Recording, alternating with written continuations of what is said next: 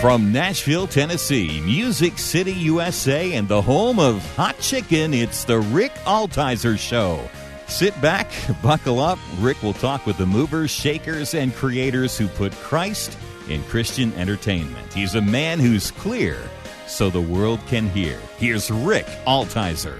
Hey, thanks for joining me today. I have an editor with me. Actually, the person, for those of you who've been listening, you've been hearing me talk about how to make a movie and how to make another movie. And for those who have heard, I've been working on a Chonda Pierce new movie that will be in theaters April 25th. It's in like 8 theaters in the Nashville area. And the editor of that movie is with me here, and his name is Scott Simmons. And Scott, welcome to the show. Well, thank you very much. I am happy to be here and even happier to be working on this movie with you. Yeah, so Scott and I are in an editing room with low lights, no sunlight. We've been in here now for what, 3 weeks, 3.5 weeks or something? 3 weeks, but we have light. We have more light than that description would manage. We have a window that's a very thick window that does not let much light in, but we do have a window. Most edit suites have no window. Usually it's dark and dank and, Yes. And I like a little bit of light. I don't like the darkness. So Scott has worked on Taylor Swift music videos. He's been the CMT Video of the Year award winner. He's worked with Kenny Chesney, Kid Rock, Kenny Rogers, Christian music videos like for Mercy Me and Audio Adrenaline, Natalie Grant, Toby Mac. He's been around the block a few times. I would think so, but let me quantify that by often the editor, while we're working on these big name projects with very talented big name stars, we often never meet them, never see them, never converse with them, never interact with them. But we still get to claim them as our jobs because, without the editor, then these things would not come together as well as they do. But if they come together badly, you can also blame the editor. There it is. And Scott also is a teacher. He teaches every year at NAB, the second largest convention in Las Vegas. That's where all of the movie and filmmaking and cameras, and they have a big convention, and everybody kind of. Yes, the National Association of Broadcasters Convention. It's NAB it's a trade organization, and it's a very large event in everyone's favorite city, not really Las Vegas. Right, yes, not really. My son, who's been on the show, he's a filmmaker. He goes there every year as well. I have seen him there. Fantastic. And he's currently teaching at Belmont University, Intro to Editing. So I think the first question that my listeners are going to want to know is, okay, exactly what is a movie editor? If you think about whenever a movie's made or a music video or a documentary or a TV show or a video you watch that scrolls by your Facebook timeline and auto plays and annoys you greatly, that is beyond an animation, for the most part, if there's ever anything that's not just animation, that was shot, filmed, video. Use the word filmed as kind of an odd term these days. No one films anymore. You don't use film. But people say filmed as a descriptor to capture the media. Any of those videos has way more footage captured than the 1 minute, 2 minutes, 90 minutes that you actually see. So someone has to whittle all that down into just the beginning and end that you see on your phone, on your TV at the theater, which is a very simplistic view of what editing is. But my poor mother, to her dying day, didn't quite understand what in the world it is that I actually did. And I tried to explain that many times that, Mom, when you see that particular shot on your, watching Dallas, remember Dallas, Who Shot JR? Mm-hmm. She loved, that was like her favorite show ever. That shot that someone had to pick that shot that you see, and if that one shot of what was J.R. Ewing or Larry Hagman, right, someone had to pick that shot that at that particular moment that you're seeing on the screen, and for every one shot in a dramatic narrative piece like that, there are multiple takes, sometimes 2, 4, 10, 18, 20, 80 if you're Stanley Kubrick, famous director.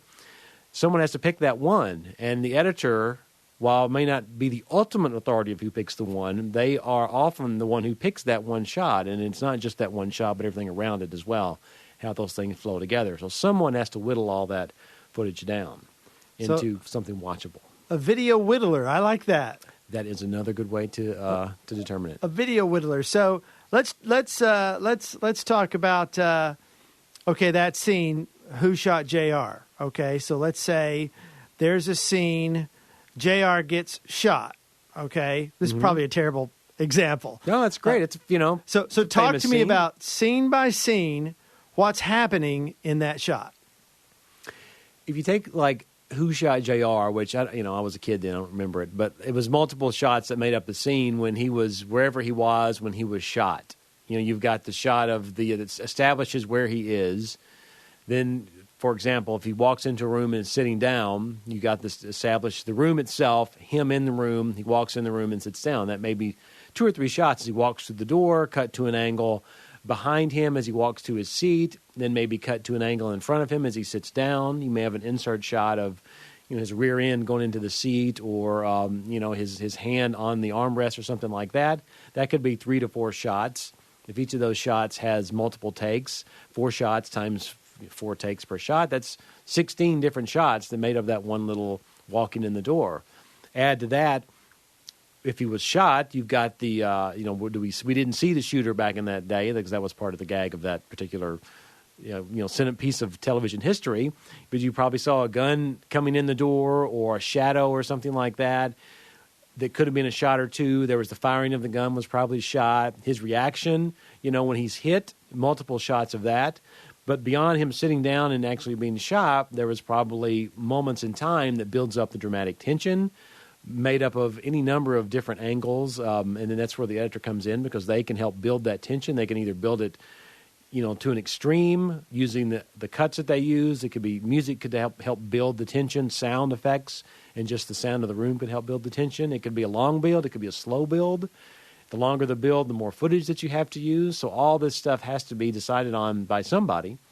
And that is the editor working in conjunction with the director. And you have a script to go by that's sort of the skeleton or the outline of how the editor puts the scene together. But ultimately, usually on that first pass, the first assembly, is all the editor working from the script and the notes that he has in his conversations with the director. And that's what an editor, that's the best part for an editor, because they're doing their own thing there.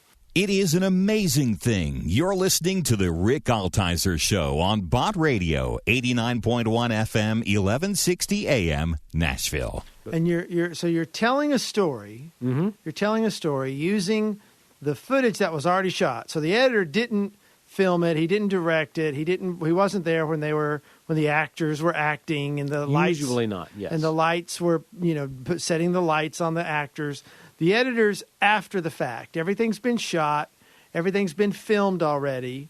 And you're getting the footage. And nowadays it goes into a computer.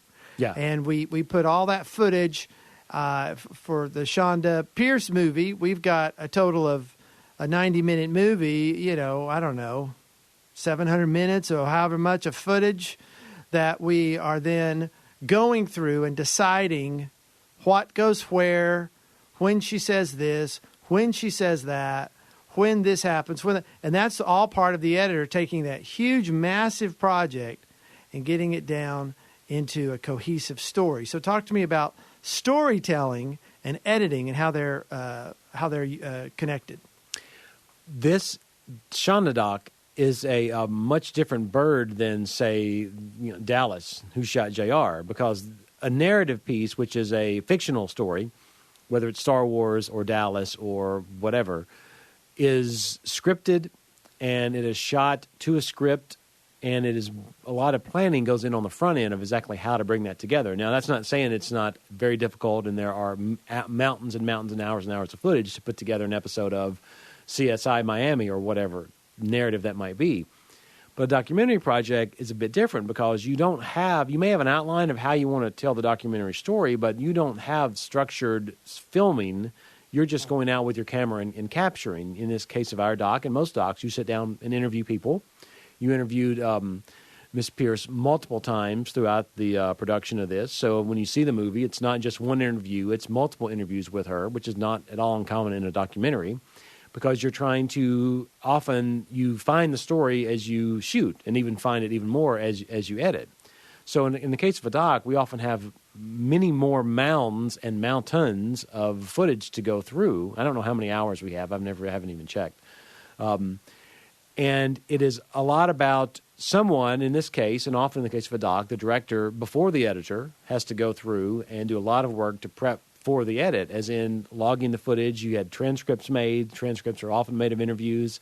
Someone reads those and begins to make notes on them and just understand what you have. Yes, I was the one who did all. Yes, you did. And it was it was a monumentous task, larger than the task of the edit itself, if I may, interject that. I mean, that's a huge task. Mm-hmm. Because if you think about that, you have, I'm going to just guess a number. I'm going to guess, let's just say we had 70 hours of media to make up this documentary.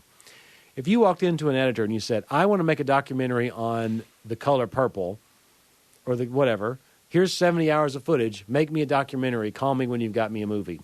I, as an editor, would say, all right, you give me a little bit of info about what you want out of the final piece. But then the editor would have to take that 70 hours and go through it. And that's just watching it is 70 hours. That's over, well over a week of time. Making notes on that 70 hours, you could double and triple the time it took to watch it just to make notes on it. Yes. And then as you start, you have another multiple hours figuring out how to structure it. And then you physically get into the edit on the computer and start structuring it. So 70 hours into a 90-minute documentary for the editor all by himself could be months and months and months of work, which Rick, has put in months and months of work on this documentary. Now, in our case, you went through and did that story building. You made an outline, a paper edit, as in you kind of built the edit on paper in a notebook that you gave to me when we started. I got the 70 hours or how many hours of footage we had. I took your notes and your paper edit, constructed that in the computer, which took me, 2 or 3 or 4 days, maybe about 2.5, 3 days to kind of string that edit out into what is a rough cut. We call it a rough cut. Often it's called a radio edit, to throw some terms around, because you listen to that. You don't watch it because it doesn't look good because it's just a bunch of talking heads. But you can listen to that just like you're listening to the radio and hear a story. That is the monumentous task to get that to something that is watchable. In our original edit, it was a couple of hours long. It was not much longer than what you'll see in the theater. But as the editor, I took your notes and I built that in a few days, at which point we then watched that and decided, all right, what should we put here to kind of flesh that out? Or how should we shift these parts of the story around? Or what should we take out? Or what's missing? What should we go back and put back in? Mm-hmm. Or what pretty pictures do we put over the the interview? Because no one wants to watch someone's talking head. That's what you call an interview, is a talking head.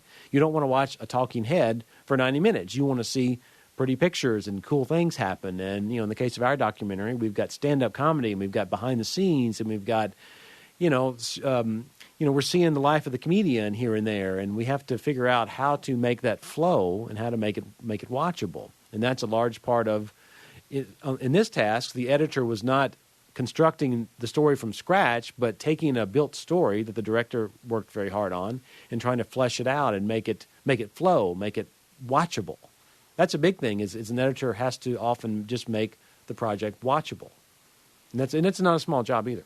No, it's not. And so then, how do you know as far as pacing goes? How do you know how to pace something? Do some projects do they have a different kind of a pace of how fast the edits come than other projects? And can you do things with the story, with the way you cut stuff together?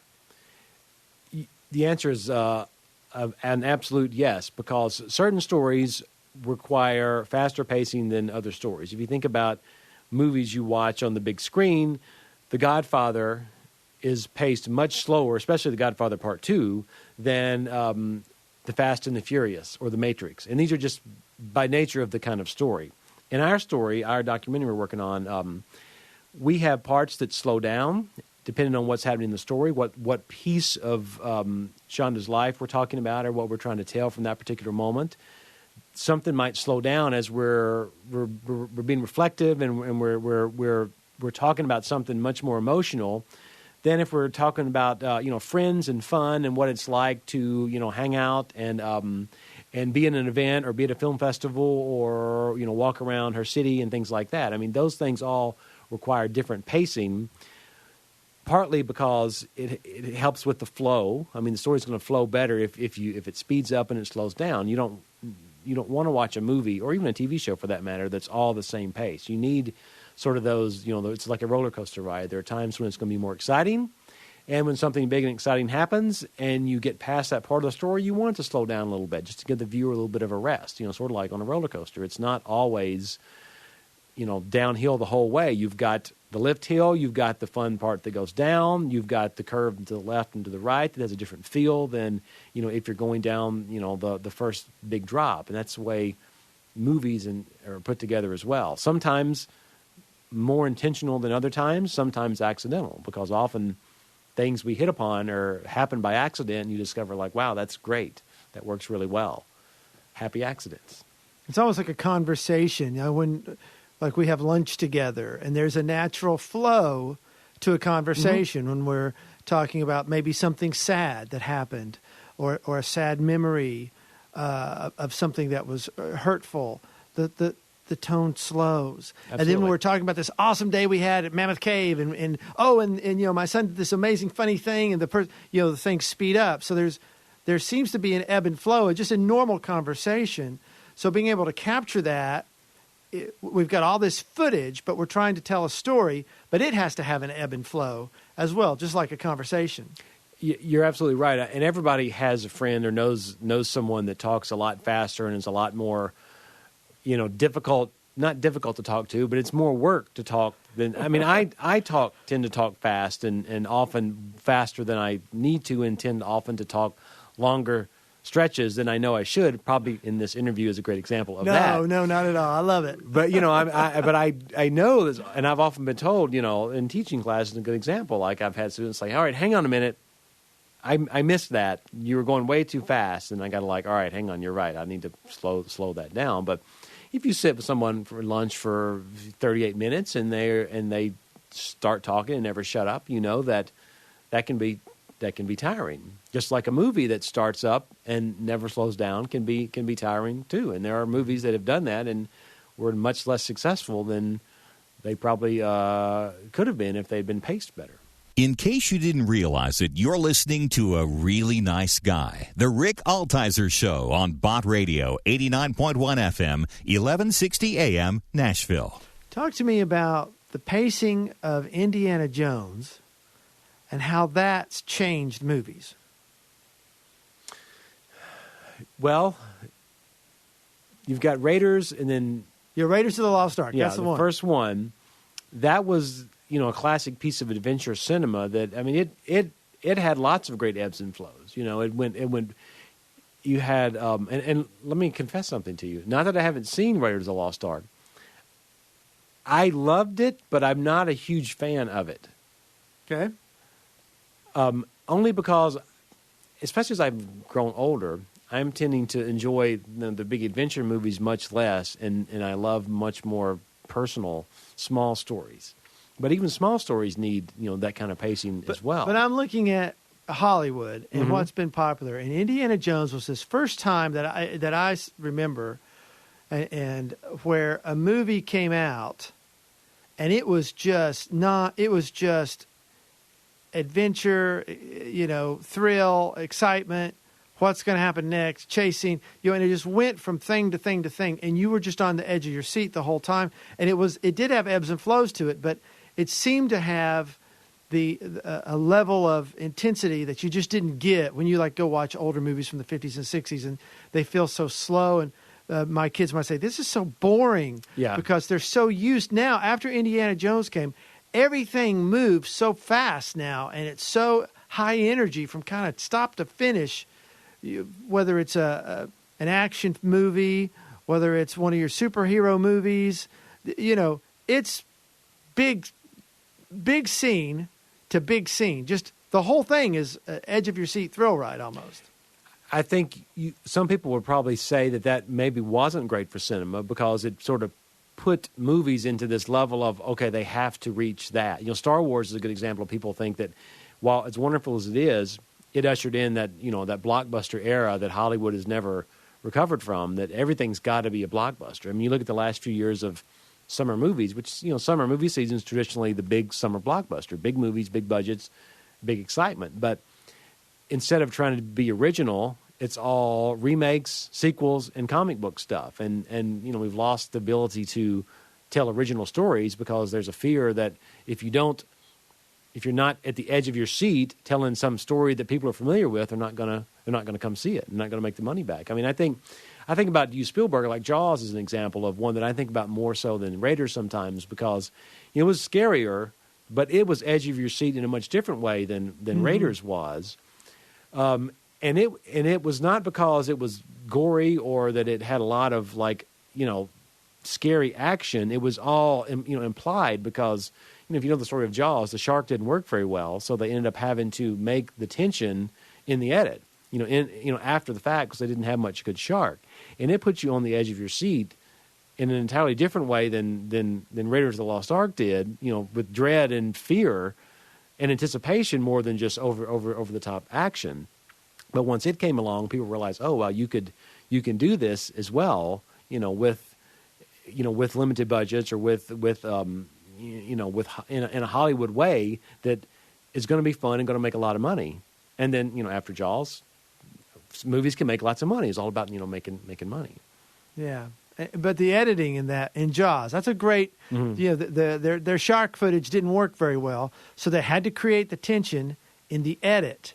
The girl swimming, the water behind her. You hear that, yep. Right? And the music too. The music's a huge part and then, of that. And then you see the swimming and the feet. Yep. Just those shots, the way that's edited. An editor decide, okay, I want to show her swimming here. Now I want to show her feet. Yep. Now I just want to come up we just see water, and then we just see these feet kicking like it's a shark coming up. The shark point of view. Yeah. It's a big part of horror, and I'm not a huge horror fan at all. But that point of view shot of where, even not horror, but like tension, when you're watching, in war movies and things like that, when something may happen to someone in a bad way, there's a lot of point of views create a lot of tension, and that's very, and that tension is built, often through the edit. You can't discount sound like the music of Jaws. You can't discount sound effects and quietness and things like that can help build the tension. But all that first comes in the edit, and that music and that sound layer of stuff can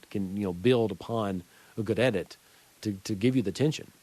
Well, we're sitting here we're actually in the editing suite right now. Yes, while we're talking downtown Nashville, and we've been doing that with this Chonda movie. The Chonda movie is going to be in theaters April 25th, and you can go to chondamovie.com and find out what theaters it's playing at. It's like I said, it's in 8 theaters in the Nashville area, and it's going to be in 900 theaters nationwide. So it's a very wide release, and it's just for one night only.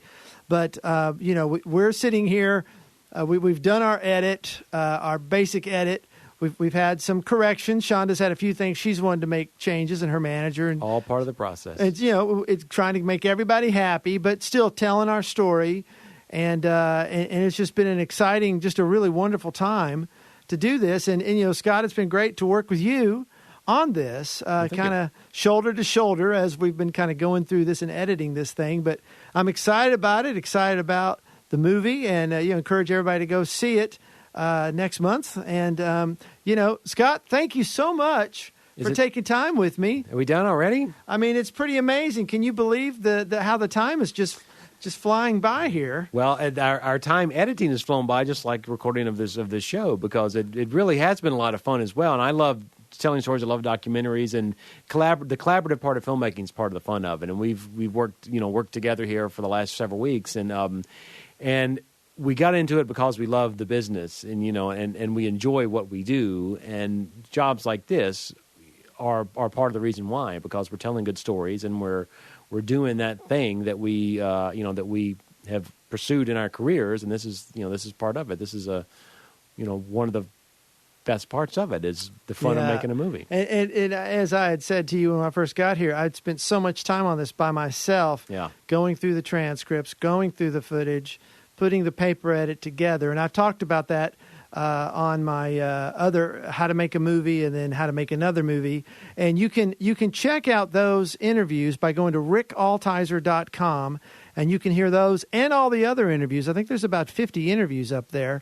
and you can check those out. But Scott, thanks. We're out of time. All right. Thank you. That went fast. It went very fast. Thank you so much for doing this for me, and I'll talk to you guys again soon. Goodbye. The music you are listening to is from my scripture memory record, and I want to give it to you for free. Just go to my website, rickaltizer.com, and click Contact. Altizer is spelled Altizer. Or how about liking my Facebook page, facebook.com/Rick Altizer Show. I want to thank Paul Winkler, the investor coach, for sponsoring this show, and I want to thank you for listening. So be sure to check us out again next week as we discuss how we communicate the gospel through media to our culture. Let's be clear so the world can hear. I'll talk to you next week. Thanks for listening. Now no condemnation to those who are in Christ Jesus. Romans 8:1. For God did not send his sons into the